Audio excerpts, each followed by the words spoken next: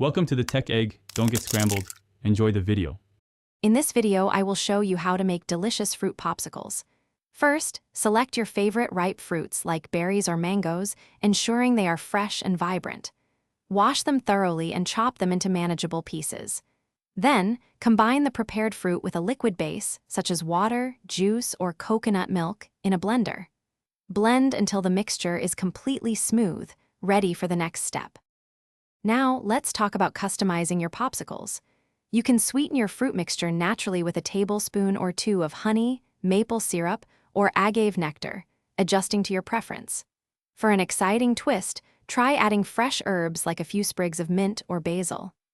A tiny pinch of salt can also surprisingly amplify the fruit's inherent sweetness, making your popsicles even more delightful. Once your mixture is perfect, it's time to freeze.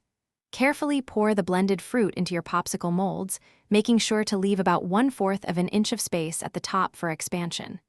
Gently insert the popsicle sticks into the center of each mold.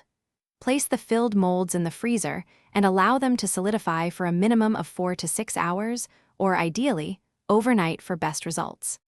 Finally, the best part, enjoying your homemade treats. To easily remove a popsicle, briefly run the mold under warm water for about 10 to 15 seconds.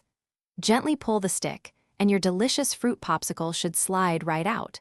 Enjoy them fresh, or store any remaining popsicles in an airtight container in the freezer for up to 2 weeks. They're a perfect, refreshing snack. Thanks for watching. Consider subscribing if I helped unscramble your problems.